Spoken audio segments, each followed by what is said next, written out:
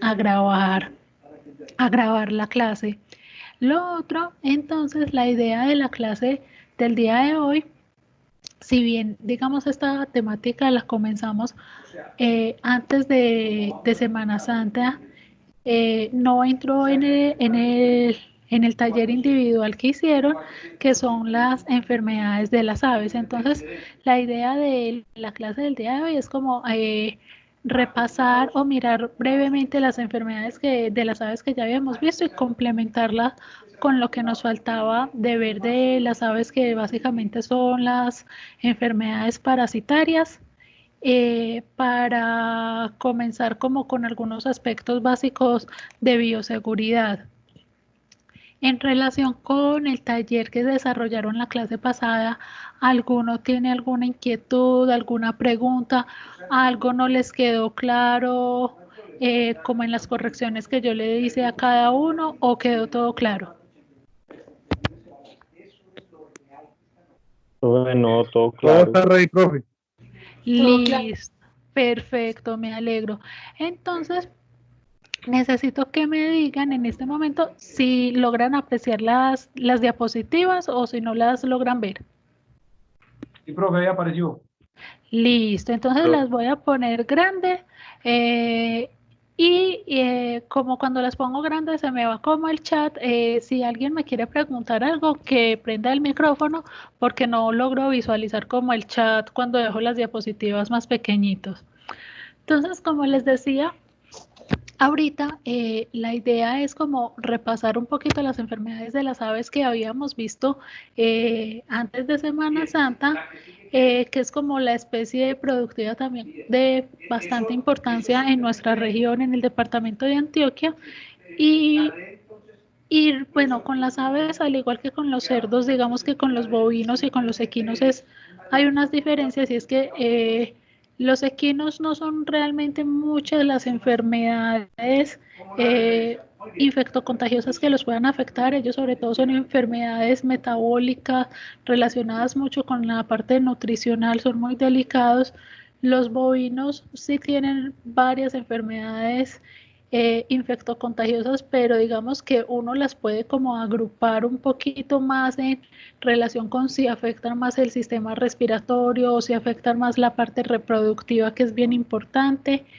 En los cerdos se complejiza mucho por el corto tiempo de vida que tiene esta especie, que usualmente, pues exceptuando los reproductores y las hembras de cría, no sobrepasa los 5 meses y medio. Entonces se acorta mucho ese tiempo de vida, y eso dificulta también como la parte o el proceso diagnóstico, y muchas de las enfermedades vieron que tienen una signología muy parecida. Y con aves, digamos que eso se intensifica mucho más. ¿Cómo así que se intensifica mucho más? Pues un pollo de engorde dura por tardar 45 días, no dura más. Una ave de postura, digamos que puede durar 52, 60 semanas, año, mes, año, 2 meses, ¿cierto? Si hacemos replumes, las podemos llevar hasta el año y los 4 meses, pero entonces miren que el tiempo de vida también se acorta mucho. Y nuevamente muchas de estas enfermedades pues van a generar una serie de signología bastante similar. Entonces no es tan sencillo como uno quisiera diferenciar una de otra. En ese sentido, digamos que lo habíamos mencionado antes de Semana Santa, eh, como plan de, digamos, de vacunación exigida como tal por el ICA, solamente está Newcastle y Marek. El resto de las enfermedades que vamos a ver realmente son optativas por parte de los productores. Sin embargo, en avicultura los productores son bastante juiciosos y generan planes sanitarios o esquemas de vacunación y desparasitación bastante estrictos, porque las aves, no solamente tenemos una gallinita o no tenemos un pollito.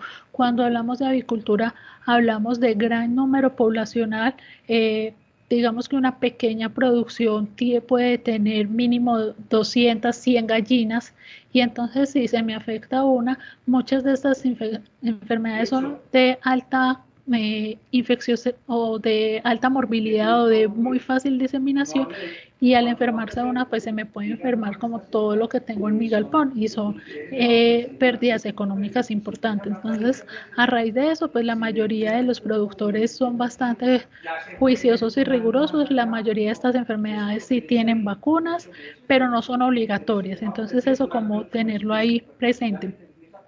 El Newcastle es una de las enfermedades que sí, digamos, su vacunación es obligatoria. Con el Newcastle pasa algo y es importante tenerlo en cuenta. Hay como 3 formas de presentación. Una forma que se conoce como la velogénica, o la forma más aguda o más agresiva de la enfermedad, una forma muy leve y una forma moderada. Esta enfermedad es muy, digamos, representativa, no solamente porque puede generar mortalidad en los animales, y una mortalidad sobre todo cuando lo afecta la forma velogénica o la forma más agresiva, una alta mortalidad, sino porque también puede generar situaciones en la presentación, y me voy a adelantar acá un poquito, en los productos o en subproductos que podemos obtener, en este caso en el huevo. Hay una situación muy especial con esta enfermedad, y es que este virus puede afectar mucho la calidad del huevo, sobre todo porque no permite que haya una buena disposición de calcio en esa cáscara, y por lo tanto la cáscara, cuando llevemos estos productos a venta, va a ser una cáscara muy débil, muy rugosa y muy como, en lugar de ser durita, va a ser como fácilmente como aplastable, no sé cómo decirlo en otras palabras, pero no va a ser como de la rigidez que uno esperaría. Y lo otro es que también me va a afectar la calidad nutricional. Pues el huevo está conformado por la yema y por la clara, y la clara básicamente es una alta fuente de proteína, básicamente albúmina, y lo que va a hacer cuando ustedes abren un huevo, no sé si se han dado cuenta, que la clara es como espesita, viscosita un poquito. Y lo que va a generar esta enfermedad es que va a poner esa clara muy, muy, muy líquida, totalmente aguada. Y eso da una pérdida de proteínas. Entonces no va a tener tampoco el alto valor nutricional, que es lo que realmente nos interesa en el huevo, su alta cantidad de proteína de fácil digestión para nosotros. Entonces, esa es otra gran problemática que genera este virus, sobre todo para la parte como de los productos o del producto pecuario que puede generar.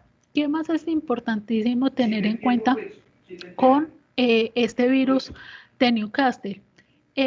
Es una enfermedad que es de notificación obligatoria, ¿cierto? Entonces, siempre que sospechemos de esta enfermedad, debemos de notificar al Instituto Colombiano Agropecuario. Y lo otro, bueno, eso yo ya les decía, lo de la baja calidad del huevo, que es una de las repercusiones más importantes, pero también tener en cuenta que como puede afectar a aves, no tanto gallinas, o también gallinas ponedoras, pero también pollos de engorde, pues en los pollos de engorde también va a haber, digamos que a raíz de toda la tecnología que manifiesta, va a haber una disminución en esa ganancia de peso, y por lo tanto la canal o el rendimiento en canal que podamos tener de estos animales también va a ser bastante inferior. Lo otro importante, esta es una enfermedad que afecta, ya me devuelvo para esta, me voy a pasar para esta diapositiva. Es una enfermedad que puede afectar el sistema nervioso central, y puede generar entonces manifestaciones neurológicas como ataxia o dificultad en esos pasos que las aves dan. Puede generar también algunas alteraciones respiratorias, puede generar también alteraciones gastrointestinales. Entonces es una enfermedad que me puede generar mucha signología en diferentes tractos o en diferentes sistemas de los organismos de las aves, y esta patología no tiene ningún tratamiento. Entonces es una patología que bien sea en el lapso de un día, si es la cepa velogénica o si es la cepa que de menos patogenicidad, el animal finalmente pues va a morir con esta patología. Entonces eso tenerlo en cuenta. ¿Qué más es importante tener en cuenta? Que básicamente este virus tiene mucha capacidad y tiene muy buena capacidad para sobrevivir en el medio ambiente durante mucho tiempo. Entonces es un virus que va a poder afectar a un gran número de animales, no necesariamente que estén juntos, sino que se puede, digamos, diseminar muy fácilmente. Y como pueden ver acá, en esta imagen, no solamente se transmite como por contacto directo gallina, gallina o pollo, pollo, sino que por el aire se puede contaminar, se puede quedar impregnado en las herramientas, entonces lo podemos transportar nosotros mismos de un galpón a otro galpón, a través de los vehículos si no hacemos un adecuado proceso de control y desinfección de los vehículos antes de que ingresen a otras granjas, también lo podemos diseminar. Nosotros o los operarios también podemos diseminar esta patología. Entonces es un virus que tiene una gran facilidad de adherirse y de sobrevivir en el medio ambiente. Entonces es muy fácil que lo diseminemos casi que por cualquier mecanismo. Hay esta otra patología que se llama laringotraqueitis, pues afecta principalmente el tracto respiratorio de las aves.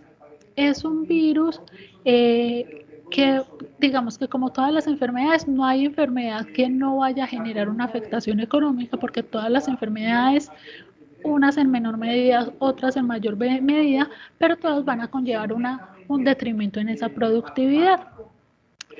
Esta enfermedad, al afectar, digamos, todo este tracto respiratorio, principalmente la parte superior del tracto respiratorio, pues va a generar también un poquito de dificultad en el intercambio gaseoso de las aves, y al generar esa dificultad en el intercambio gaseoso de las aves, pues las gallinas o los pollos, pues también van a tener dificultad para generar como todo el proceso de oxigenación de todos los demás sistemas del organismo. Puede generar mortalidad. Sin embargo, aquí digamos que hay una característica importante. Si bien puede generar mortalidad, no es una alta mortalidad la que genera, es una baja mortalidad. Entonces sí puede matar a los animales, pero no en esa perspectiva o en esa dimensión con la cual lo puede hacer en Newcastle, que Newcastle pues finalmente, sobre todo la cepa velogénica, sí va a tener una mortalidad pues cercana al 100%. Esta es una mortalidad realmente muy baja. ¿Qué pasa también o qué otra característica tiene esta enfermedad vírica?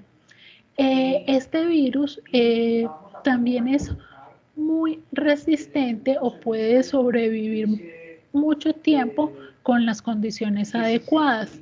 ¿Y cuáles son condiciones, digamos, adecuadas para que este virus logre permanecer en el tiempo? Materia orgánica.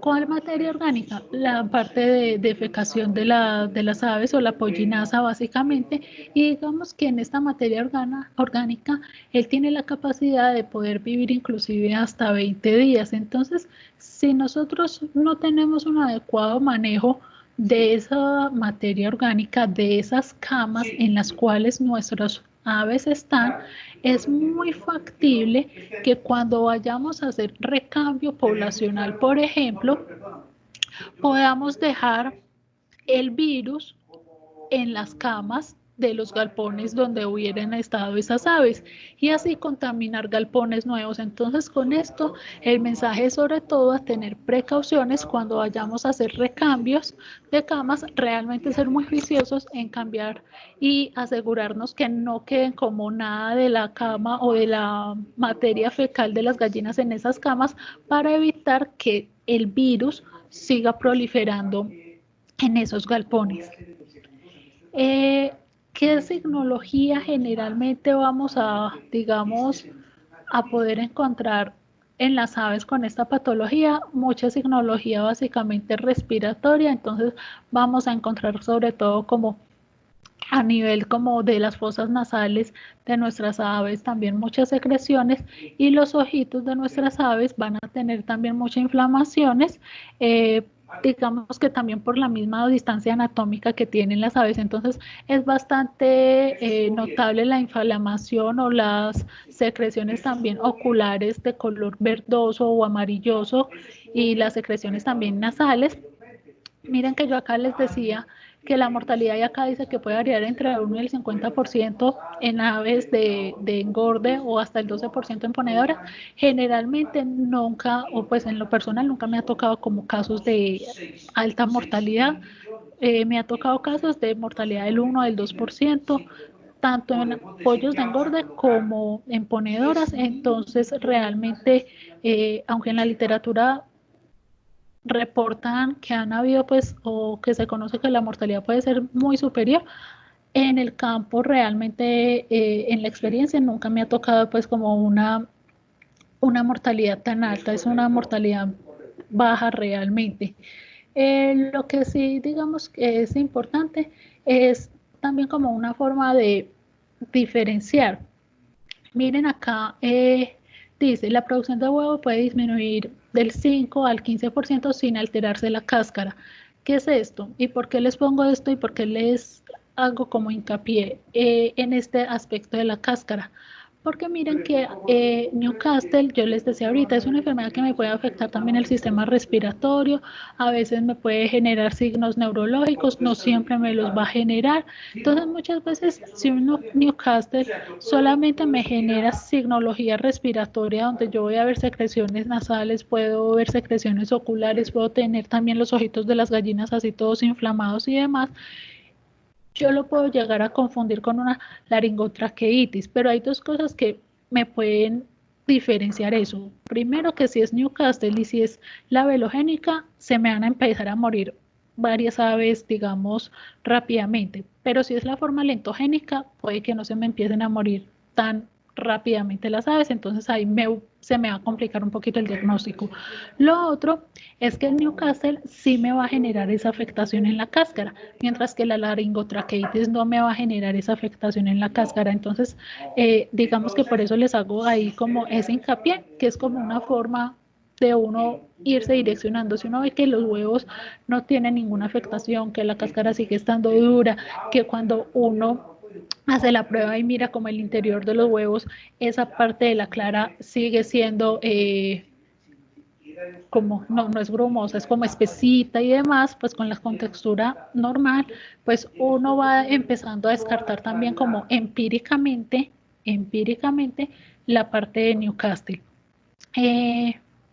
Que también es importante en relación con la laringotraqueitis o con este virus, pues también, como la mayoría de los virus se disemina muy fácilmente, las gallinas, digamos, y los pollos de engorde no son las únicas aves susceptibles. Entonces las aves que denominamos como aves silvestres, los pájaros, también son susceptibles, y de ahí digamos que radica mucho la importancia siempre que nos hablan que cuando tenemos todos estos galpones de aves, debemos de enmallar siempre todo para garantizar que aves, pájaros, aves silvestres no vayan a ingresar, no solamente para evitar que se pueda generar alguna especie de canibalismo, que entre las aves son bastante o es bastante común, sino para también evitar que esos pájaros me vayan a ingresar todos estos tipos de microorganismos que ellos también son portadores, pero que no van a manifestar ninguna sintomatología, pero que sí nos pueden generar sintomatología y disminución en la productividad de nuestras producciones. Entonces, por eso siempre una de las recomendaciones que tenemos que tener muy en cuenta cuando vamos a tener producciones avícolas es el enmallado, para evitar todo el contacto de nuestros animales con pájaros o aves silvestres. Esto de la patogenia, aquí lo que digamos es lo más importante es que realmente, y no sé si logran ver aquí que muevo el mouse como en la palabra muerte, realmente la muerte es algo muy esporádico o no es tan común que se presente. Lo que más comúnmente se genera es que se desarrolle una inmunidad y que se genere una recuperación de esos animales alrededor del día 21. ¿Qué pasa? Uno dice, sí, las aves se recuperan, como veíamos ahorita, la disminución de la productividad puede llegar hasta el 15%, pero ahí hay que empezar a cruzar cuentas, sobre todo con la parte económica. ¿Cuánto cuesta producir un huevo? ¿Cuánto cuesta venderlo? ¿Y cuánto es en la producción que conlleva la disminución de que no se me esté generando un huevo diario, sino que se me esté generando un huevo cada 2 días con el consumo de concentrado y demás para poder llevar las pérdidas económicas de esos 21 días? Y que recuerden que estas enfermedades, como estamos hablando de algo poblacional, no me van a afectar a una gallina, que si me afectan pues a una gallina, al que bien se recupere, sino si tenemos, por ejemplo, 100 gallinas, ¿cuánto es la ruta? Eso súmele que es un 5% diario, entonces cuántas son las pérdidas económicas que podríamos llegar a obtener. Entonces acá es como este pedacito importante, que si bien las aves se recuperan, no es una enfermedad digamos tan letal como Newcastle, sí genera pérdidas económicas y hay que ponerle atención porque son picos en los cuales no vamos a obtener como las mismas ganancias que deberíamos de obtener. La otra enfermedad que también, digamos, nos afecta un poco la parte respiratoria de nuestras aves es la coriza. Esta enfermedad es una enfermedad, digamos, que el mundo, como la mayoría de nuestras enfermedades de las aves, también tiene, digamos, un esquema de vacunación para evitar o para reducir la posibilidad que se presente. Y es una enfermedad que se presenta sobre todo en climas un poco más fríos y no tanto como en climas tan calurosos. Es una enfermedad que sobre todo afecta a las aves de clima templado. Miren que en las fotos, si uno ve una foto o yo les pongo una foto de coriza y una foto de laringotraqueitis y una foto, digamos que de afectación respiratoria de Newcastle, uno por la fe se queda sin saber cuál podría ser, porque en todas aparecen el ojo picho, pues el ojo cerradito, con secreciones en el pico, pues en las fosas nasales, que son la sintomatología respiratoria. Yo acá les pongo, digamos, como unas recomendaciones, o trato de poner unas recomendaciones un poco diferentes en cada una de las enfermedades, pero todas estas recomendaciones, digamos que las podemos tomar para todas las enfermedades en general. ¿Por qué les digo esto? Porque, por ejemplo, miren que yo en las otras no les tenía separar las afectadas o portadoras de la población.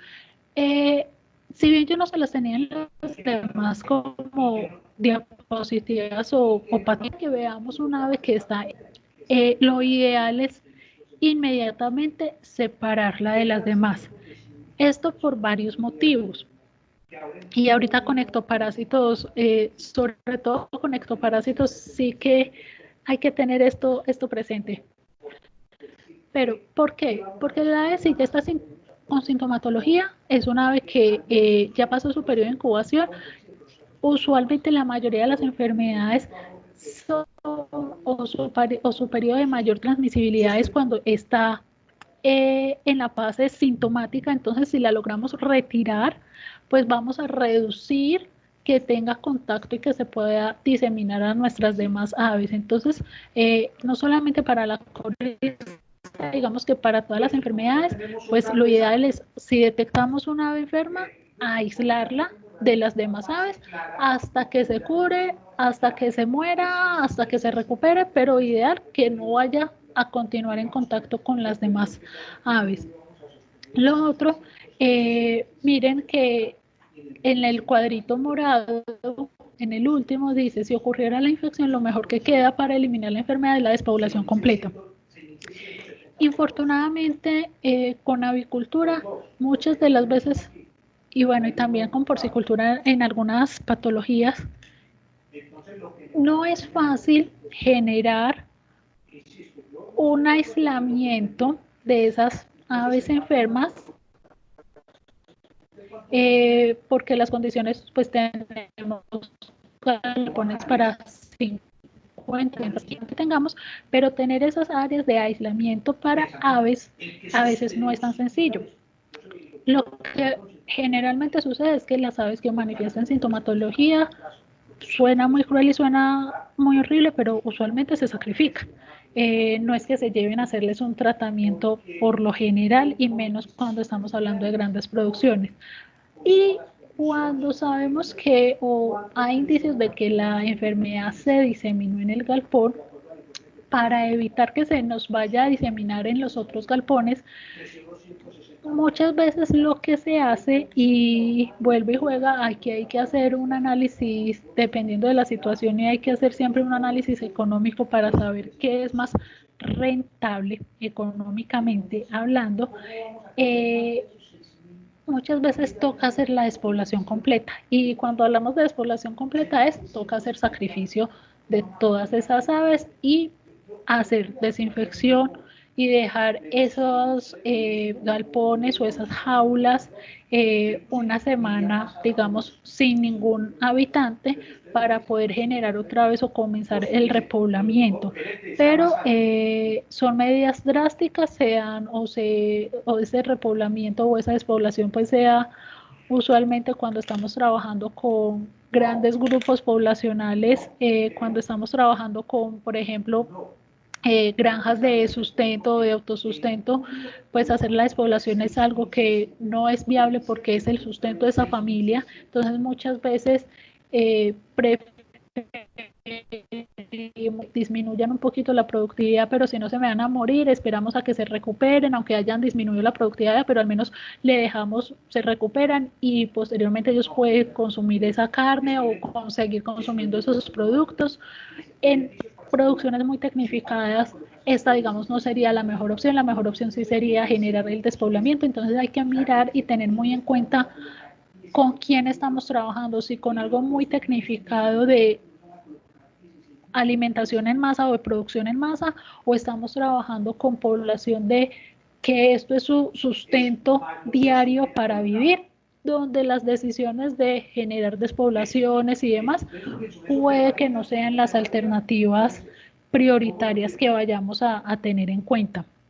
Como les decía, esta es una patología que, como la mayoría de las patologías de aves, tienen vacunación. Usualmente se coloca la vacunación a las 8 semanas de vida, es decir, tienen 2 mesecitos en las ponedoras. El esquema de los pollos de engorde, básicamente en los 2 primeros días, en la primera semana, generamos todo el esquema de vacunación, por lo mismo, porque el esquema de vacunación del pollo de engorde no lo tiene que cubrir hasta 45 días. Entonces, en la primera semana, cuando se trata de pollos de engorde, hacemos como todo el esquema de vacunación. En las ponedoras hacemos las vacunaciones, digamos, durante las primeras 16 semanas, 17 semanas, que son como el lapso en el cual ellas van creciendo y van madurando. Y estas aves, usualmente, dependiendo de la raza que manejemos, empiezan a poner a las 14, 15, 16 semanas, y digamos que a partir de ese tiempo se establecen como unos calendarios vacunales, por llamarlos de alguna manera, sobre todo con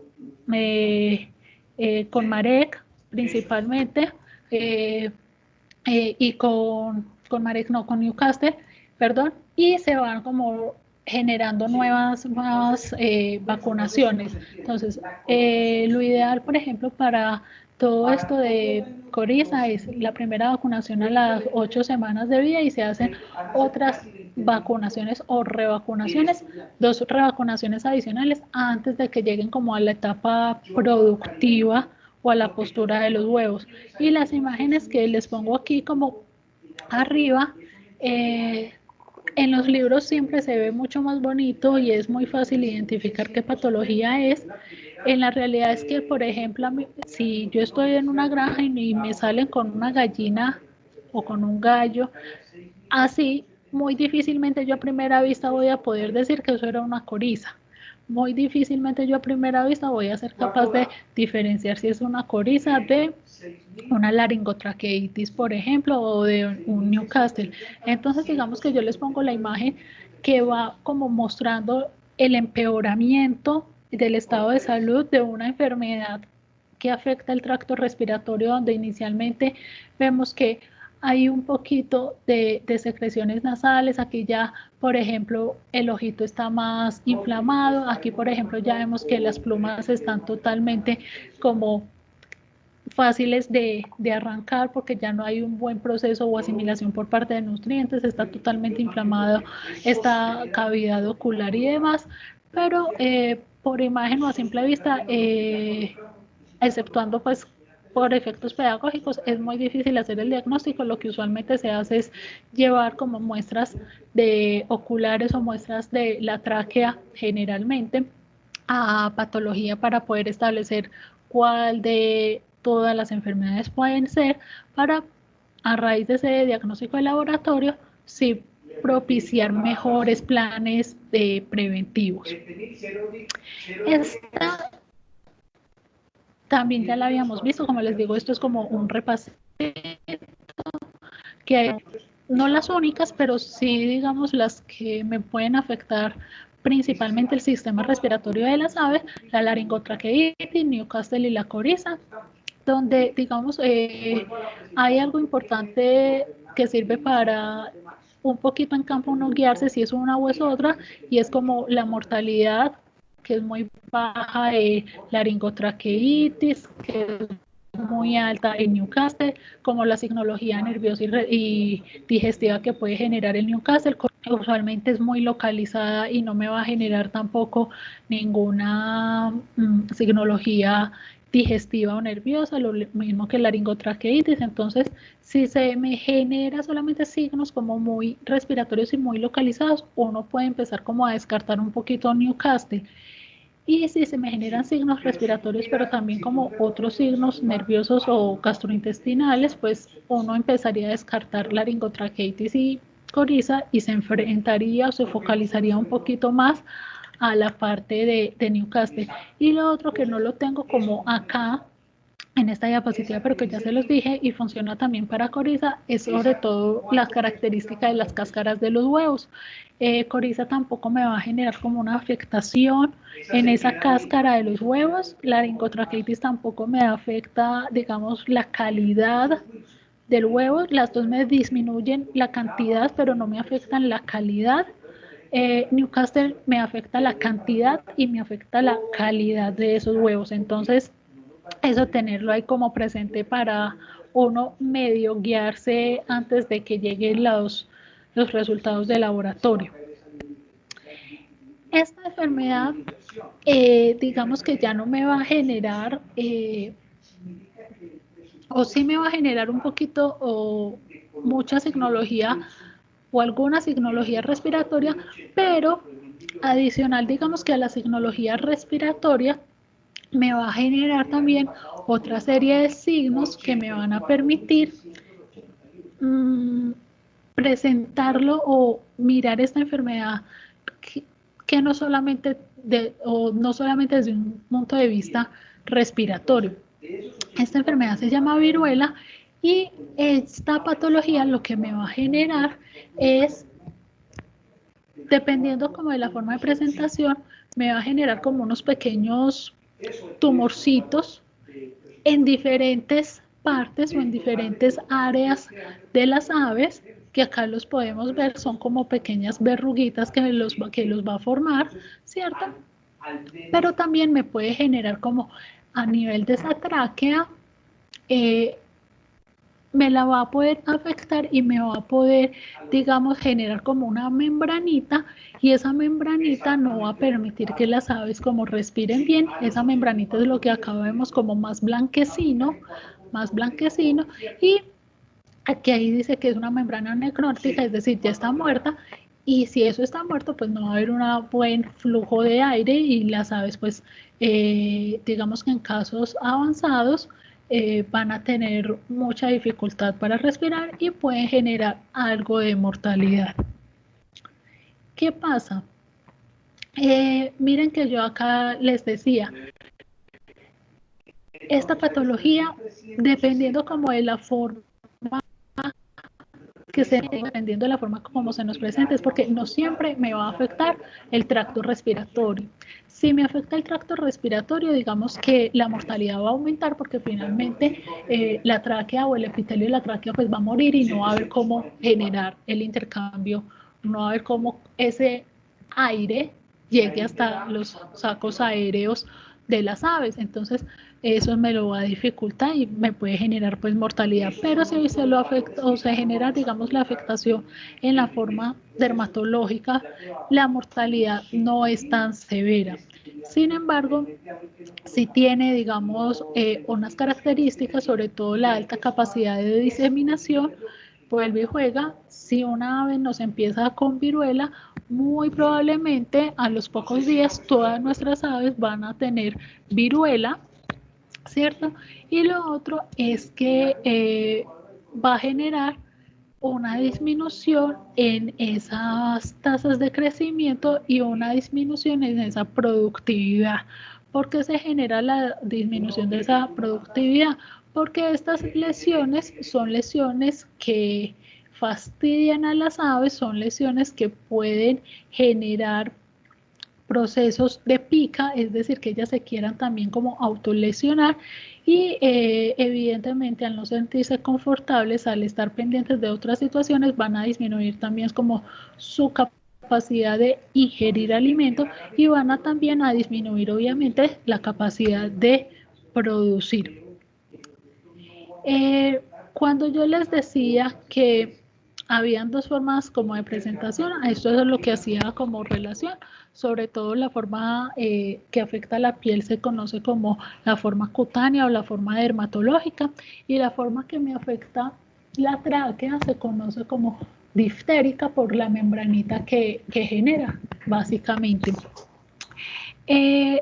También que es importante, esta enfermedad o este virus, como los virus que hemos visto anteriormente, infortunadamente para nosotros, tiene muy buena capacidad de adaptación en el medio ambiente. Entonces, él tiene muy buena capacidad para vivir durante mucho tiempo y cuando hablo de tiempo, acá sí puedo estar hablando de meses, 9, 10 meses. Entonces, es una enfermedad que tenemos que ser muy cuidadosos porque no necesariamente al hacer un cambio de galpones o al eliminar las aves, si no hacemos una adecuada desinfección, puede este virus continuar ahí y infectar o contaminar a las aves que vengan en un futuro. Entonces es, digamos, bastante engañoso este virus. Esto es una solución, digamos que sí y no. ¿Por qué les digo que sí y no? Vuelve y juega por la cantidad de animales con los que nosotros estemos tratando. Acá, por ejemplo, yo les coloco que si uno hace, por ejemplo, lavados con bicarbonato de sodio en las lesiones cutáneas, lo puede eliminar. Eso es cierto. Sin embargo, por ejemplo, estos son los tratamientos que a uno le ofrece, vuelve y juega a alguien o a una producción de autoconsumo o a una producción familiar o a una producción que tenga máximo 100 aves, digamos que porque puedes facilitar el manejo de las mismas. Entonces, se podrían hacer como estos lavados o estas limpiezas con bicarbonato, ¿cierto? Sobre las lesiones y el animal se puede recuperar. Pero en grandes producciones realmente queda muy complejo uno separar el ave y uno hacerle como esta cuestión de tratamientos. Entonces, por eso les digo que sí y no en relación como con el tratamiento sobre todo de las lesiones o de los no tumorcitos, sino de las sí, genera, se pueden hacer, funcionan, pero no son prácticos a la hora de uno realizarla. Entonces, realmente, cuando uno trabaja con familias o para seguridad alimentaria, a veces uno sí lo hace, yo lo he hecho y por eso les digo, sobre todo el bicarbonato de sodio funciona supremamente bien. A eso en 2 días ya la lesión de las pieles o estos tumorcitos, uno en los 2 o los 3 días ya lo ve que se cae literalmente, pero en grandes producciones realmente no van a, entre comillas, perder el tiempo porque eso implica también manejo de personal, inversión de dinero adicional, entonces no es como lo que más se haga.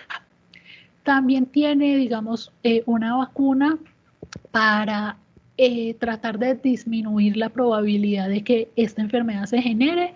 Esta vacuna usualmente se coloca junto con las vacunas de la coriza, entonces usualmente se colocan pues juntas, no hay como mayor inconveniente con eso. Entonces, lo más usual es pero no es que se haga realmente mucho. Esta es una enfermedad absoluta importante en la industria avícola. Se llama la enfermedad del cungoro humana. Yo hago el símil como con el VIH. ¿Por qué hago el símil con el VIH? Porque esta es una enfermedad que va a generar una disminución o un mal funcionamiento del sistema inmune de nuestras aves. Esta enfermedad va a ir a afectar a la bolsa de Fabricio. La bolsa de Fabricio es una bolsita que está cerca a la cloaca y ahí en esa bolsita o en ese órgano es donde se van a generar muchos de los anticuerpos que van a defender a nuestras aves. Lo que voy a ir a hacer es que me va a ir a atacar a esa bolsita y obviamente me la va pues como a atrofiar, me la va a dejar que no sea funcional. Y al no funcionar, pues lo que va a pasar es que no se van a generar anticuerpos. Y si nuestras aves no generan anticuerpos, pues son aves que van a quedar muy susceptibles a enfermarse de cualquier otro parásito, virus, hongo, todo lo que se encuentre, todo lo puede enfermar. Entonces, por eso es que yo, digamos que hago esa comparación un poco con el VIH. Es una enfermedad que me va a afectar el sistema inmunitario. Acá dice que la inmunidad directa puede llegar a niveles del 40% solamente por la enfermedad, pero digamos que de manera indirecta puede llegar hasta el 100% porque cualquier otra patología oportunista que aparezca me puede matar a estos animalitos. Es un virus que es también muy resistente, es resistente a algunos de los desinfectantes, por eso digamos que lo del pH es importante para poder saber, sobre todo en instalaciones, qué desinfectantes podemos utilizar y es muy importante sobre todo lo de la temperatura. Muchas veces nuestras recomendaciones para generar las limpiezas como sobre todo con este virus puede ser bastante resistente. Nosotros siempre recomendamos limpiar las instalaciones o enjuagarlas con agua caliente, pero esa agua caliente pues lo que sugerimos es que sea una temperatura superior a los 60 grados centígrados. ¿Para qué? Para poder garantizar que pueda llegar, digamos, y destruir sobre todo este virus en caso de que este virus esté presente, porque temperaturas, digamos, superiores a los 56 grados lo pueden destruir. Entonces, eso sobre todo como para tenerlo ahí un poco en relación con la limpieza y por lo cual recomendamos limpiar como instalaciones también con agua caliente, no con agua tibia muchas veces, para poder combatir o tratar de combatir si este virus es el que está afectando a nuestros animales. Esta enfermedad yo les decía, básicamente compárenlo o tengan presente que es como un SIDA, entre comillas, de las aves. Entonces ella puede afectar o me puede generar una serie de signología muy inespecífica. ¿Por qué tan inespecífica? Porque él lo que va a hacer es dañarme el sistema inmune. Entonces, cualquier bicho que aparezca, si es un bicho respiratorio, me va a afectar y me va a producir un montón de signología respiratoria. Si es un microorganismo que afecta el tracto gastrointestinal, me va a generar una serie de signologías gastrointestinales. Si es un microorganismo que afecta la parte nerviosa, pues una serie de signología nerviosas. Entonces miren que hay que pálidas, que abatidas, que plumas erizadas, que con ataxia, que diarreas blanquecinas o rojizas. Son un montón de signologías muy inespecíficas, pero todas, digamos que consecuencia de la alteración que esos pollitos o esas aves no van a ser capaces de combatir ningún microorganismo porque su sistema inmunitario está totalmente deteriorado. Aquí hay algo importante. Dice que edad de 3 a 6 meses, hasta 6 semanas, perdón, es la mayor mortalidad. ¿Por qué se da, digamos, ahí la mayor mortalidad? Porque es la edad donde a presentar la bolsa de Fabricio, pues su mayor desarrollo se da en esta etapa de vida, pues, donde se están generando la mayor cantidad de anticuerpos para defender al ave, digamos que en su vida de adultez. Entonces, como en esta etapa, entre las 3 semanas y las 6 semanas, esta bolsa está en su mayor capacidad de actividad, ahí es donde vamos a ver la mayor mortalidad de nuestros pollitos, o pues de nuestras gallinas. ¿Qué más es importante? No es solamente una enfermedad que me afecte a los pollitos o a las gallinas de producción, es una patología que me afecta a todas las aves en general y que no solamente me las afecta, sino que esas aves, cuando digamos se contaminan y son adultas y ya en esas aves silvestres o igual en nuestras aves, si son adultas, ya no va a generar una alta mortalidad porque la bolsa de Fabricio ya se desarrolló, ya generó los anticuerpos y demás, pero pueden quedar portadores y contaminar a las nuevas generaciones. Lo mismo va a pasar con estas aves silvestres. Si de casualidad tenemos una producción de pollitos o una incubadora y pasan, por ejemplo, estas aves y están contaminadas, nos pueden contaminar y nosotros padecer la mortalidad. Las aves pues grandes muy probablemente ya no se van a morir, pero sí nos van a matar a nuestra producción de pollitos. Entonces, eso es como lo importante ahí. Y esta imagen, digamos que más allá de como de todo esto, es que básicamente esta es la bolsa de Fabricio.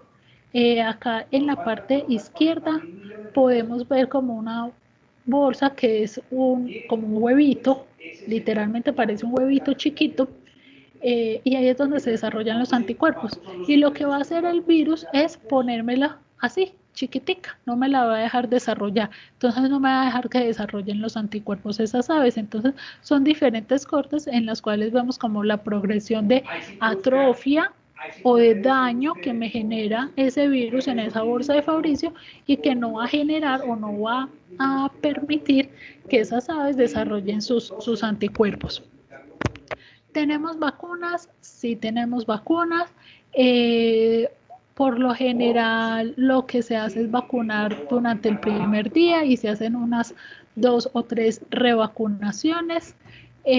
Lo otro, digamos, siempre no solamente como con aves, sino como con todas las especies, importantísimo la parte de desinfección, que yo les decía que mañana y la otra semana vamos a estar hablando un poquito de como de los detergentes y las cualidades que tiene cada uno de los detergentes para hacer como la desinfección de los diferentes predios productivos en los cuales nosotros estemos trabajando y asegurar como los niveles de bioseguridad, que también entre mañana y la semana entrante vamos a estar hablando un poquito de la importancia de por qué hacer el lavado de los vehículos, por qué poner los pediluvios, por qué hacer el cambio de la ropa, como todos estos niveles de bioseguridad.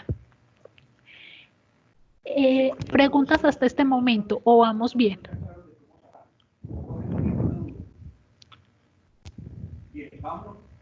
No, profe, No, vamos profe, bien. todo bien hasta Bien. ahora. Listo, perfecto. Espérenme, yo vuelvo a poner esto grande. Denme un segundito, perfecto. Marek es otra enfermedad bien relativamente común y compleja.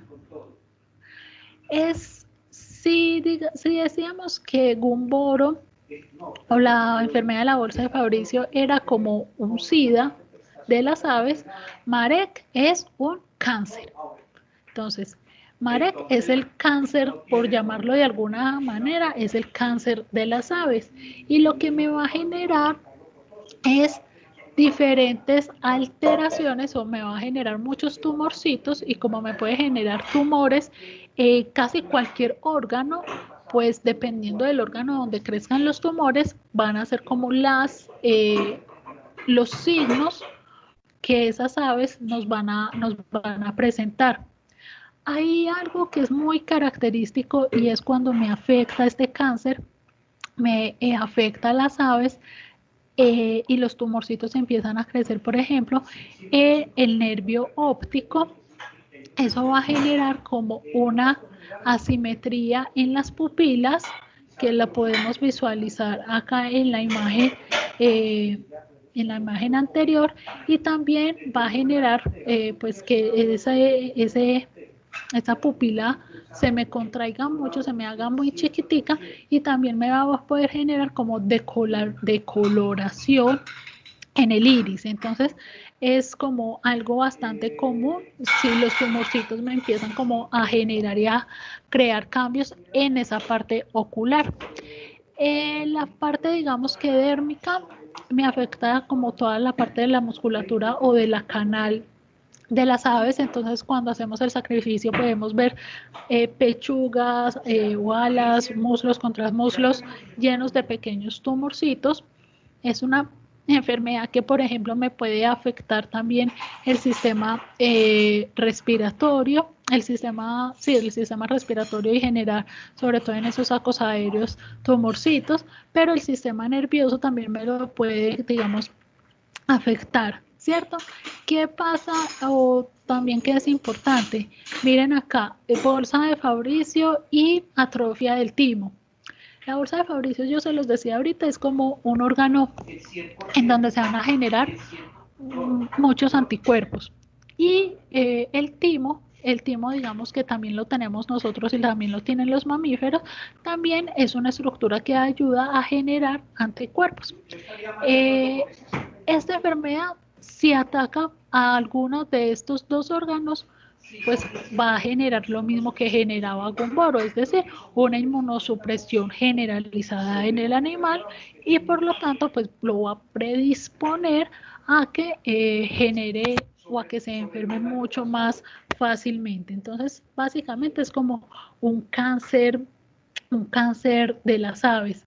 En la imagen de arriba, que ve como la gallinita con las extremidades abiertas, es, digamos, un signo nervioso que se dice que es muy característico, pero al ser signo nervioso, digamos que puede ser causado por cualquier patología que genere daños nerviosos, pero usualmente esta postura del splay leg o las piernas abiertas, como se conoce, sí se ha encontrado como asociado con la presentación de esta enfermedad. ¿Cuál es el, digamos, o qué se hace? ¿Es una enfermedad o es un cáncer? No tenemos tratamientos. Muchas veces, infortunadamente, repito, sobre todo para porcicultura y para avicultura, veíamos que no hay muchos tratamientos, pero sobre todo es por la parte productiva de estos animales y por el poco tiempo de acción que nosotros tenemos. Entonces la mayoría de estas enfermedades realmente no es que tengan un nivel de prevención secundario óptimo. ¿Qué sí se hace? Generar las vacunaciones el primer día, digamos, de vida, es donde se vacuna frente a esta patología en las, digamos, en las plantas de incubación o en las criadoras o en estas plantas donde producen pollitos. Usualmente se comercializan o todos los pollitos que comercializan ya deben de ir vacunados frente a esta patología. Entonces, digamos que estas patologías eran las que ya habíamos visto desde antes de Semana Santa y estábamos como simplemente haciendo como el repasito. Y aquí ya sí vienen como una serie de patologías nuevas y ustedes van a ver y miren todo esto, un montón de parásitos. Un montón de parásitos. Todos estos son parásitos que nos pueden afectar a nuestras gallinas o a nuestros pollos de engorde.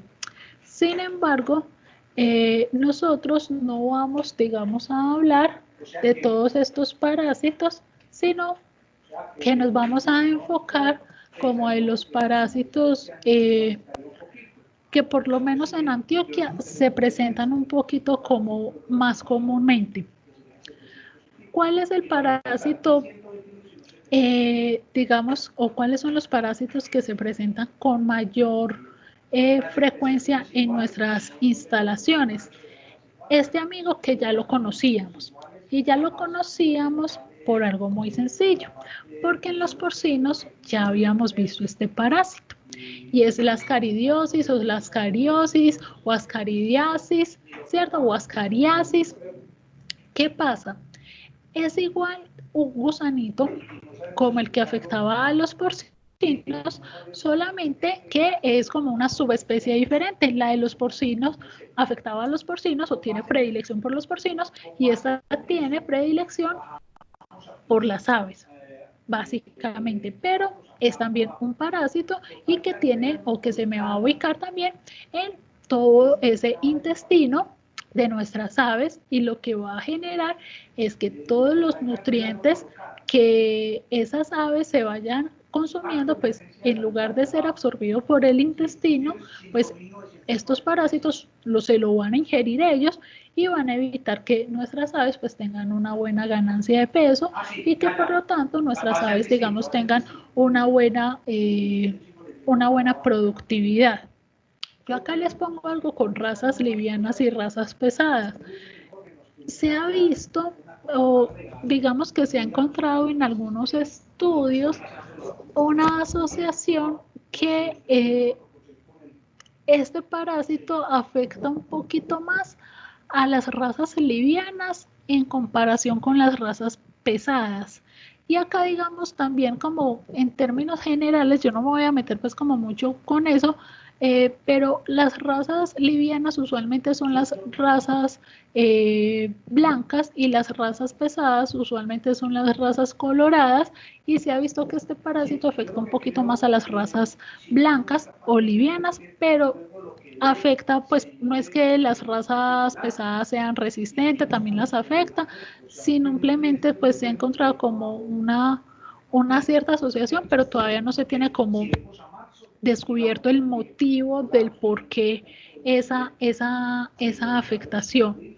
Esto de la acción mecánica y exfoliatriz es que básicamente lo que hace este parásito es que, al igual que como lo veíamos, por ejemplo, con los cerditos, si se acumulan muchos, él puede inclusive llegar hasta romper ese intestino y generar una peritonitis en nuestras aves. Y lo que hace también es como el intestino de las gallinitas es más delgado, puede generar una obstrucción mecánica y generar un bloqueo y evitar que, digamos que todo el alimento pueda hacer su tránsito normal y generar inconvenientes o dolores abdominales, solamente que detectar dolores abdominales y cólicos en aves pues es casi imposible. Entonces uno generalmente lo que hace es detectar como esos parásitos en la materia fecal, pues si ya son adultos, o hacer flotación y poder, digamos, mirar en los intestinos, mirar que pueden haber estos gusanitos en el intestino. Entonces eso es lo que hace relación a lo de la acción mecánica, que pueden llegar a generar obstrucciones. Al igual que con los cerditos, usualmente la mayoría de los parásitos, o esto es una ventaja que tenemos, eh, son bastante y no ha generado mucha resistencia hasta estos momentos a los antiparasitarios, digamos, convencionales, donde el fenbendazol, el albendazol, el tartrato de pirantel, que son como los típicos, siguen siendo bastante efectivos, y no solamente para este parásito, sino para muchos otros nemátodos que, digamos, que si bien yo no se los mencioné, pues acá sí, digamos, hay varios de esos parásitos, pero solamente vamos a hablar como de los más importantes. Dentro de los protozoos, que también son parásitos, con las gallinitas, si por ejemplo con los cerdos teníamos problemas con una bacteria que se llama E. coli, y es lo que nos va a generar las diarreas y los problemas en nuestros lechoncitos casi que todos los días. Con aves o con los pollitos tenemos una situación similar, solamente que con un parásito que se llama coccidia o se llama eimeria. Digamos que la pueden encontrar como con los dos nombres, eimeria, coccidia, y básicamente es lo mismo. Este protozoo lo que va a generar es una afectación también en ese tracto gastrointestinal, en ese intestino. Y ustedes ven acá que yo les pongo como muchos nombres. ¿Qué pasa con esos nombres? Es que hay muchas especies de eimerias, y hay unas entonces que se van a ubicar más fácil que en el ciego, otras que tienen una predilección por el intestino delgado, otras que tienen una predilección por el intestino grueso de las aves. Entonces se van como localizando en lugares, pero en general todas se van a ubicar en ese intestino, que sí es importante tener en cuenta. Y digamos que es en relación como con las características generales de las coccidia y por qué nos da tanta guerra. Por eso que dice en el cuadrito azul, es muy resistente al medio ambiente, puede resistir también temperaturas de inclusive hasta menos 10 grados centígrados. Lo otro es que es muy rápido, como todo el ciclo evolutivo de este protozoo, entonces es muy rápido como también la diseminación que se pueda generar. Se adapta absolutamente bien a todas las unidades de producción, pero especialmente en las de producción intensiva, por la gran cantidad de animales y la poca capacidad o la alta densidad de carga que nosotros manejamos en avicultura. Eso lo hace ideal para que este parásito pueda proliferar y diversificarse y contaminar como varias aves. Entonces, en las producciones intensivas esta es como la crisis de todos los días. Y esto de un solo huésped es que básicamente este parásito no necesita, digamos, o no se le va a pasar como a los cerdos o a los bovinos, se va a quedar como focalizado solamente en las aves. Estas imágenes, lo que, digamos, yo quiero acá es, estos son los ciegos o el ciego de las aves, y ellas lo que van a hacer, y lo pueden generar no solamente en los ciegos, sino en cualquier parte del tracto o de ese intestino, donde entre ese protozoo, dependiendo de la cantidad y dependiendo de la patogenicidad del protozoo, él va a empezar a dañar ese tejido y me los va a volver hemorrágico y me puede causar peritonitis, me puede generar ruptura de cualquier parte de ese tracto gastrointestinal donde estén localizados, bien sea en el intestino grueso, en el intestino delgado, en el ciego, donde esté localizado, me va a generar destrucción de esas células intestinales. Y al generarme la destrucción, digamos que en los casos graves me los puede inclusive llegar a romper, pero si no me los rompe, lo que va a generar es que como las celulitas intestinales no van a estar y no van a poder generar como todo el proceso de absorción de nutrientes, pues nuestras aves no van a absorber los nutrientes. Y entonces ahí es donde vamos a presenciar como todo ese efecto de las diarreas, que básicamente todo lo que entra sale directamente y puede incluso generar o salir heces con mucha sangre si es que el daño ya es tan severo que empiezan a haber hemorragias, entonces pueden haber materia fecal con sangre, puede haber materia fecal totalmente grasosa dependiendo del alimento que nosotros les demos a las aves, puede haber, digamos, diferentes tonalidades en esas materias fecales. La mejor forma, digamos, de combatirla, o más que de combatirla, es de vivir con ella, es a través de la higiene.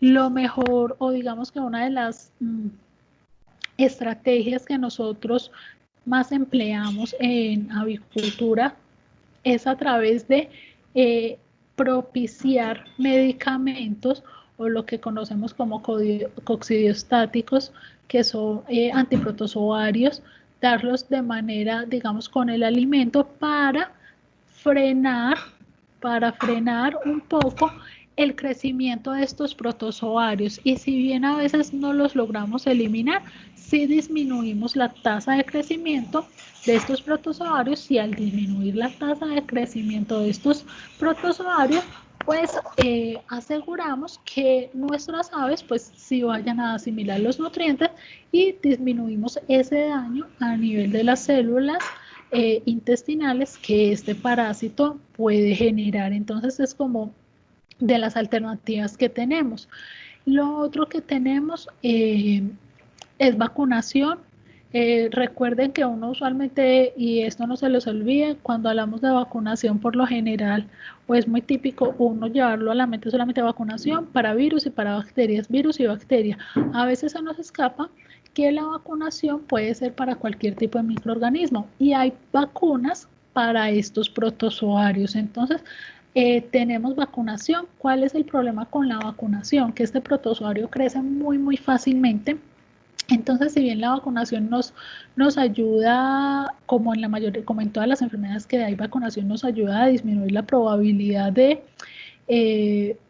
que la infección se genere, por la gran facilidad de crecimiento que tiene este protozoario, a veces la vacunación no es tan efectiva como uno quisiera, sin embargo se hace.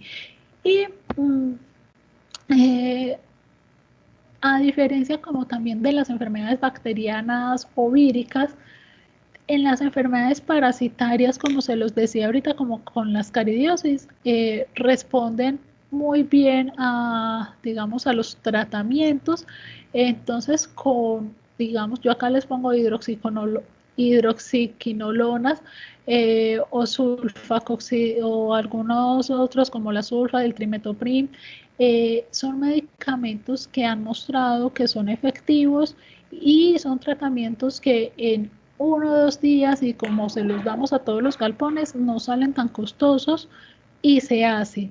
Pero lo ideal es, digamos, o como lo manejamos más rutinariamente, es inhibiendo como el crecimiento, porque evitar que llegue ese protozoo es prácticamente imposible. Casi que en todos los galpones, si mandamos a muestrear, vamos a encontrar que hay la presencia de coccidias en la materia fecal, en las camas y demás. Es un protozoario pues de muy fácil distribución, entonces es un poco complicado tratar de eliminarlo de nuestras instalaciones pecuarias. Y en términos generales, esos son como los dos parásitos internos que más me van a afectar como a las aves. No son los únicos. Yo ahí les mostré como toda la lista larga y exagerada de parásitos internos que nosotros tenemos en las producciones avícolas.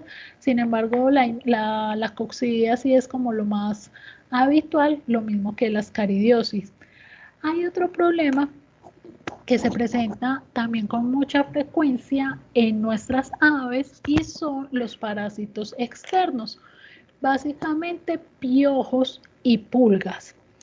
Y son muy comunes o son más comunes de lo que uno cree y genera muchas problemáticas por varios motivos. Primer motivo por el cual son, digamos, problemáticos. Se alimentan o estos parásitos, tanto digamos los piojos como las pulgas, se van a alimentar de la sangre de las aves. Entonces, dependiendo de la cantidad de infestación o de la cantidad de ectoparásitos que tengamos, pues nos pueden llevar a problemas tan graves como anemia y muerte de los animales. Pero también tiene otra problemática y es la incomodidad que genera. Y entonces, al generar toda esta incomodidad, al generar como tanta debilidad, tanta molestia, pues también vamos a ver disminuida como toda esa parte productiva, tanto de huevo como en crecimiento o en ganancia de peso de nuestras aves. Y lo otro es que, o el otro problema que tienen los ectoparásitos es que dependiendo de la cantidad de parásitos que tengamos, sobre todo gallinas, y digo que sobre todo gallinas, pues porque pollos de engorde pues no les da tiempo realmente. Recuerden que las gallinas tienen unos hábitos de canibalismo muy marcados. ¿Y por qué hago como hincapié en esto del canibalismo? Si resulta que la gallina tiene ectoparásitos y le está picando, ¿cierto? Y al ella estar pues tratando de liberarse de esos ectoparásitos, eh, llega a haber un, un efecto en el cual ella empiece a sangrar. Las gallinas, sus compañeras, más se demora ella en empezar a sangrar que en las otras gallinas empezarlas a picotear. La sangre es instintivamente algo que las otras gallinas automáticamente van a empezar a eh, competir o a tratar de eliminar a ese animal que está generando la sangre. Entonces, estos ectoparásitos también me pueden incrementar los problemas de canibalismo en las producciones avícolas. Entonces, digamos que aunado o con esos son como los tres problemas principales por los cuales a los ectoparásitos también les damos como importancia, que miren que por ejemplo en porcicultura no mencionamos como ningún ectoparásito, en bovinos mencionamos como las garrapatas, pero principalmente como vectores de babésia y de anaplasma, pero entonces acá en las aves sí es como empiezan a recobrar como un poquito más de importancia.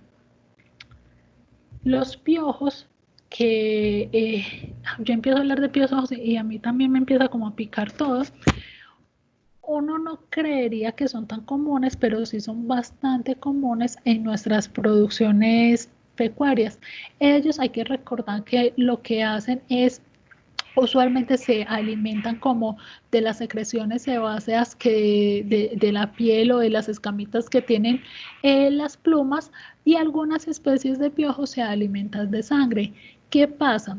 Miren que si bien no todos los piojos se van a alimentar de sangre, pues la incomodidad y el prurito que generan en las aves es tan desgastante que ellas mismas se empiezan a lesionar, y ellas mismas digamos que son las que se van a provocar las mayores lesiones que pueden provocar o incentivar el canibalismo. Entonces, eso es lo que hay que tener como mucho cuidado. Eso del tamaño realmente no me interesa tanto, digamos que son visibles macroscópicamente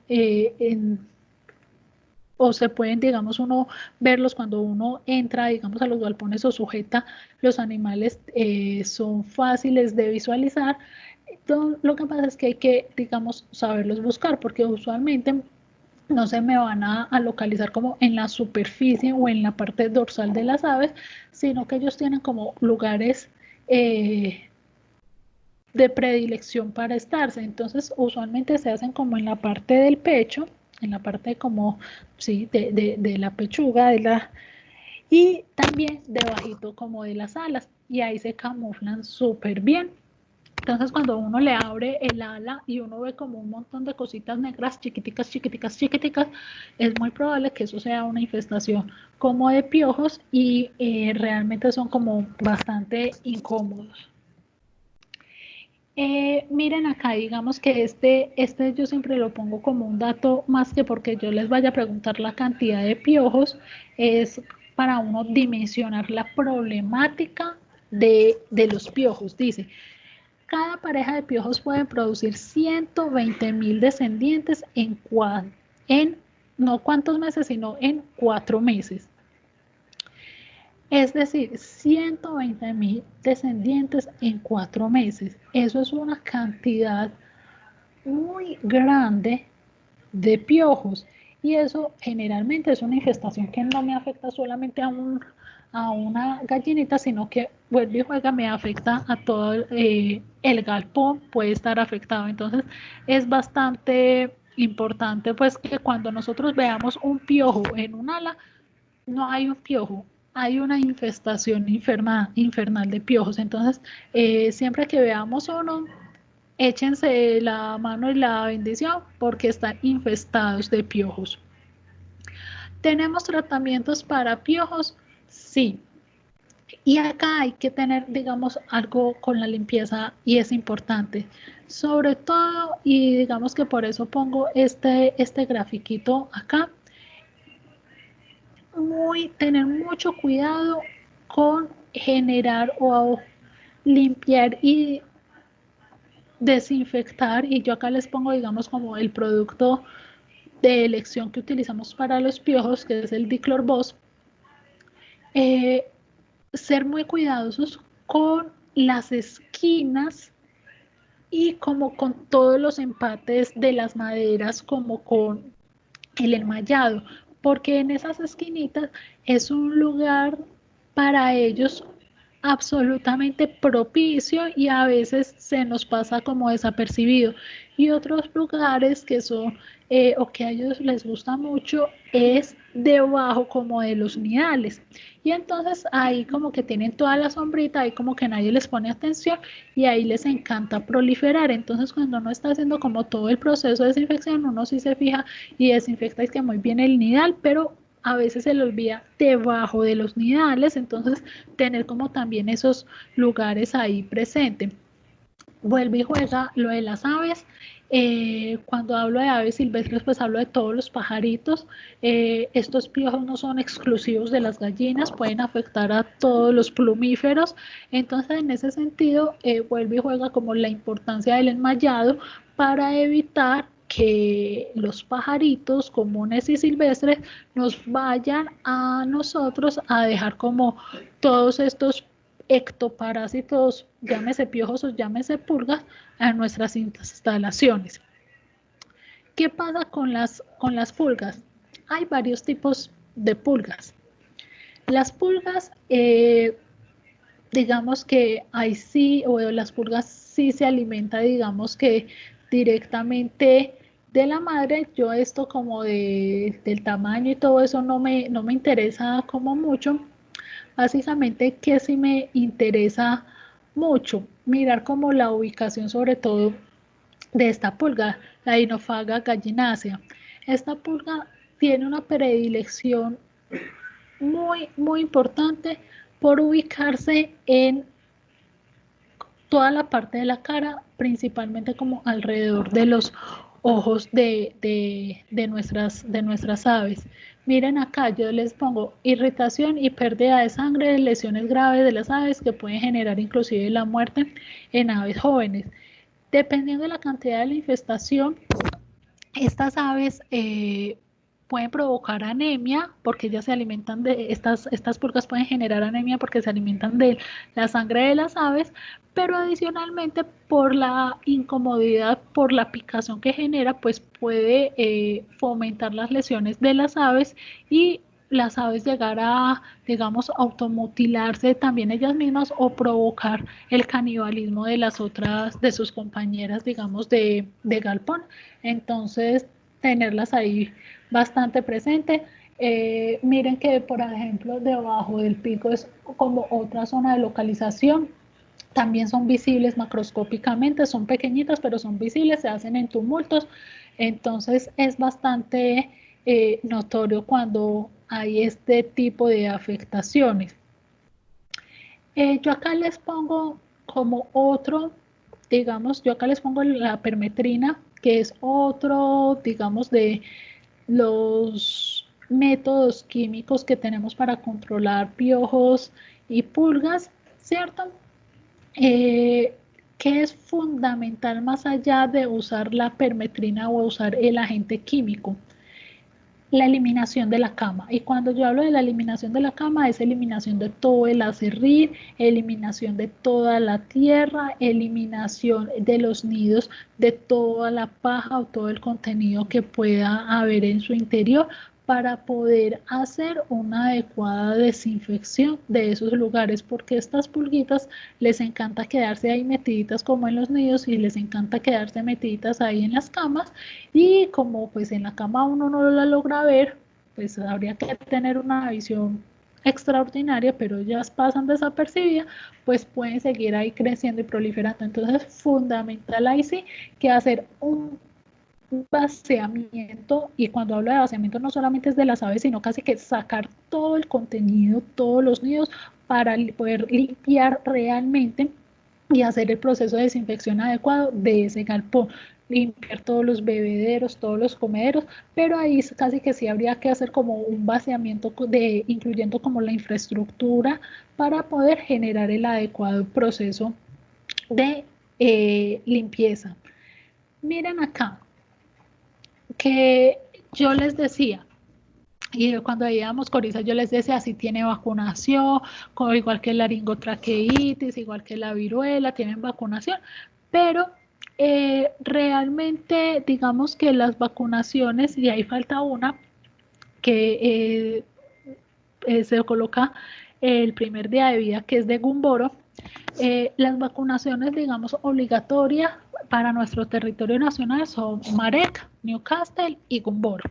Gumboro que se coloca pues el primer día de nacido, y miren que Marek y Newcastle, sobre todo Newcastle, se va, digamos, haciendo, sobre todo en animales de postura, se hace, digamos, un seguimiento, se hace unas revacunaciones cada 10 semanas, cada 8 semanas, pues como dependiendo también como de la zona en la cual nuestros animales estén. Entonces, Newcastle es como la que más ciclos o más repeticiones vamos generando. Usualmente se hacen cada 8 o cada 10 semanas estas revacunaciones. Gumboro se hace, digamos que en el primer día de vida, y para la enfermedad de Marek, que es la enfermedad o el cáncer, por llamarlo de alguna manera, de las aves, pues también se hace, digamos, en planta durante, digamos, la primera semana. Esta no es durante el primer día, sino como durante la primera semana de vida. Preguntas, digamos, en relación como con las aves.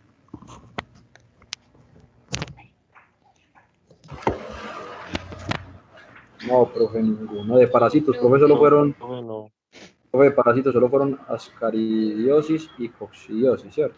Sí, señor, de parásitos internos, ascaridiosis y coccidiosis, que son los internos, digamos, más representativos, y de los externos, que también son parásitos, pulgas y piojos. Listo, profe, y de ascaridiosis tenemos qué tratamiento, pues que no. Ah, no, Sí, fenbendazol, ¿cierto? fenbendazol, sí, señor, para la ascaridiosis funciona fenbendazol, el albendazol, como los antiparasitarios comunes funcionan bastante bien. Ah, ok, no, profe, perfecto. Ah, bueno. Yo de verdad es que yo no puedo hablar de piojos y pulgas, porque a mí de verdad me empieza a dar piquiña inmediata en todo el cuerpo. Cuando siempre que hablo de este tema me empieza a dar piquiña en todo el cuerpo. Yo creo que a todas nos empieza a dar, que nos empieza a picar la cabeza y todo, pero bueno. Eh, Más preguntas. Bueno, entonces si no hay preguntas, Profe, claro. listo. Perfecto. Entonces, vamos a dejar hasta hoy. Vamos a dejar hasta aquí. Mañana empezamos entonces con esto de bioseguridad, que es muy sencillito. Y así nos vamos yendo, que ya realmente falta poco. Miren que este semestre, aunque ha sido bastante anormal, por llamarlo de alguna manera, pues ya estamos, pues el viernes es 1 de mayo, ya nos queda muy poquito tiempo. Entonces la idea, vamos a ver la temática de bioseguridad y algo como también de desratización, que me parece importante. Y hay algo muy leve